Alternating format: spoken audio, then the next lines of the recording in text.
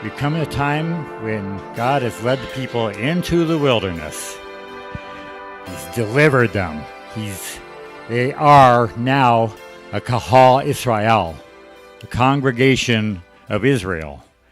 This is the true time when the church was born.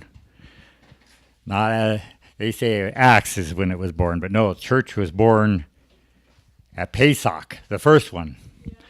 And so God led them into the wilderness, and what happened? One darn thing after another.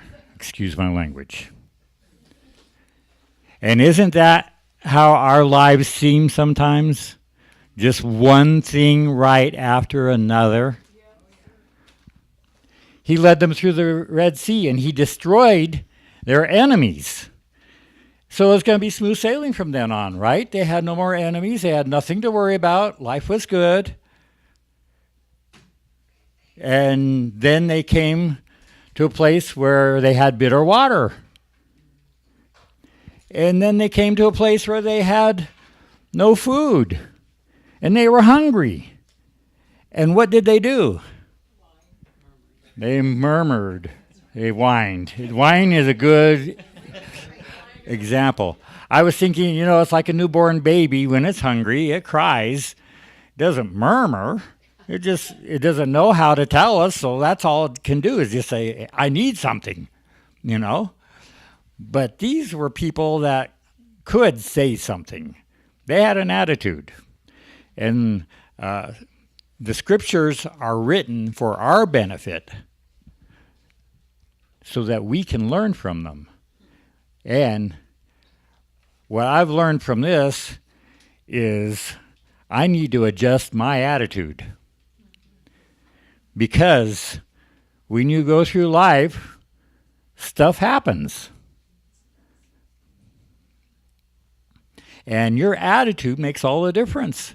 And you know what? The Lord provided for them even though they murmured and grumbled and complained. They saw all these miracles. And haven't we seen miracles in our lives? Haven't we seen the fire of God? Maybe not physically, but we've seen him moving in our lives. He has done wonderful things in our lives. And we have to keep our focus on that and not focused on the past, on the pots of meat in Israel by the Nile and on the bread that we ate there, but on the good things that God has done in our lives. We need to keep reminding ourselves, and we have to force ourselves to remember, even if you have to write it down. Israel, the Lord commanded them whenever they did something to put up stones as a reminder. So they could look back and say, this is where God parted the waters for us to cross over. This is what he did on our behalf.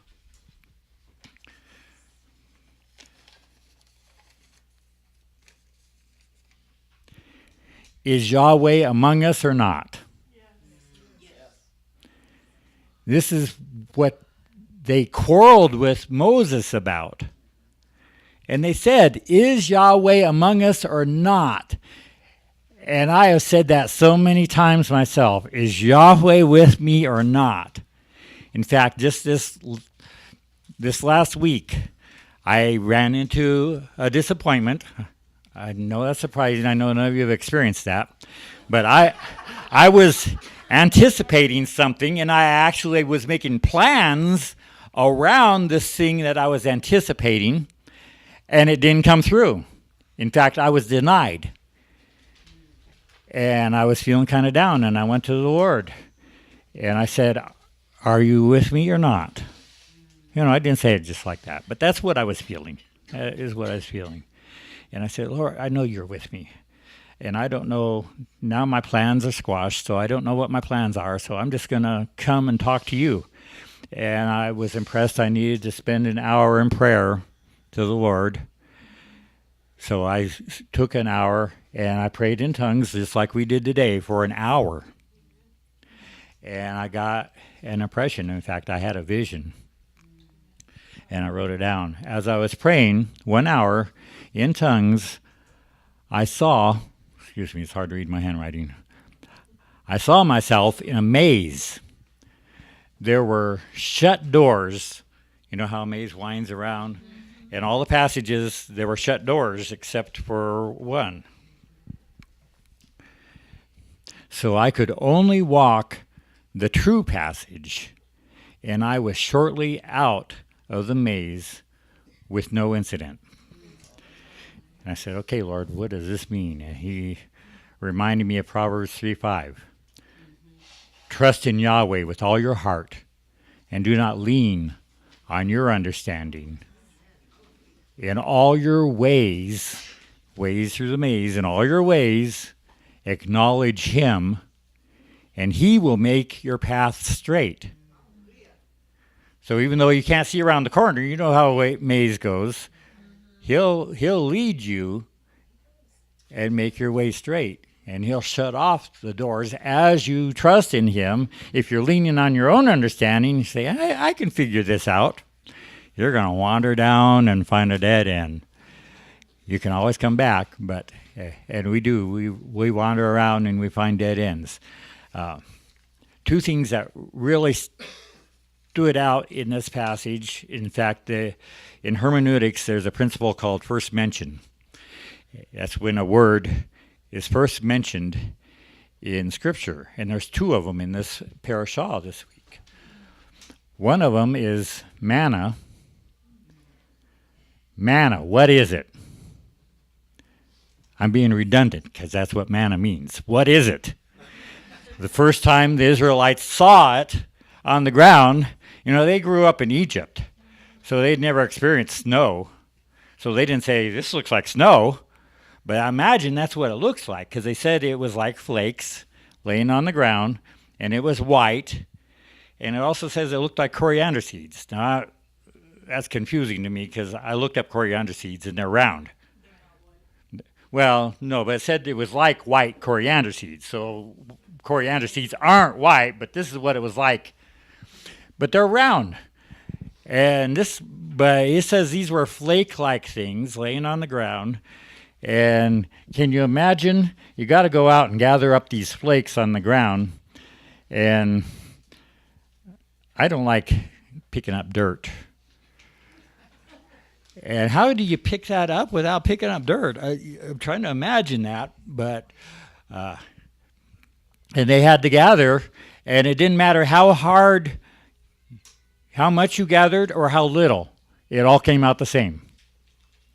And it says that the Lord gave them manna for two reasons. One, they grumbled because they were hungry. And two, to test them, to see if they would walk in his Torah. Now, what does that mean? In his Torah, in his instructions. What instructions? He told them to gather up an omer per person. So were they violating his instructions by gathering too much or too little? He didn't even allow that. No matter how much they gathered, when they measured it, it came out the same.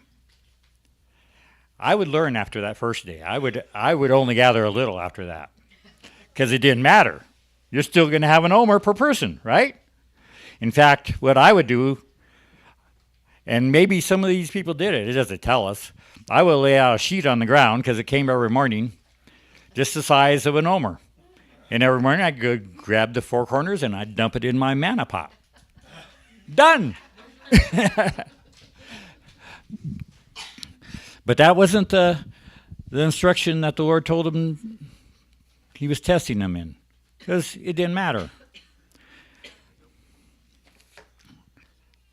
There was a second one here, and I'm trying to remember it. Oh yeah, that was the third thing that they did. Oh yeah, he told them not to leave it until morning. And what did they do? Some of them left it until morning. And what happened? Maggots took it. Yeah, somebody else did take it. Worms. It turned to worms. The thing that they did, and he told them not to, he said, gather on the sixth day, gather twice as much. And on the seventh day, there won't be any. So don't go out. Don't even bother going out. In fact, he didn't tell them they're supposed to rest that day, but he told them, don't gather any on the seventh day. And they did. And that was a violation of his Torah. Because his Torah is the Ten Commandments. And in fact, they violated the first one because they weren't trusting in him and loving him with all their heart, soul, and might. And that's the second word that's first mentioned in the Torah, Shabbat. We're introduced to Shabbat for the first time in Torah. These people didn't know about resting on the Sabbath. There's no indication prior to this point that they rested on the Shabbat. And what does he say about the Shabbat? He gave it to them. He didn't say, this is an iron law, you got to do this or else. And I was talking with Thomas last week about the law and about grace. And I've only been studying law and grace, the difference between it, since I was born again. That was when I was 15, so just for the last 5 years, I've been studying. So I don't know. Yeah, and there's still so much I got to learn about that. I'm just barely scratching the surface. But one thing that I believe, the difference between law and Torah, and really Torah is either law or grace. And it's your attitude. If you look at it as something I have to do to please God, you're going to fail and you're going to be miserable. And you're not going to enjoy it. But if you look at it as a gift that God has given you, he gave Yeshua said it. He said, the Shabbat is for man and not man for the Shabbat. So he wants us to enjoy the Shabbat and to celebrate him in the Shabbat and to meet with him in the Shabbat. It's to be our joy. All the Moedim are celebrations, right? We're at a party. He commands us to party. We don't go, oh man, I got to party again. I hate that. I have to dance. I have to eat good food. I got to hang out with people that I love. Attitude is the difference between law and grace, I think, in the Torah.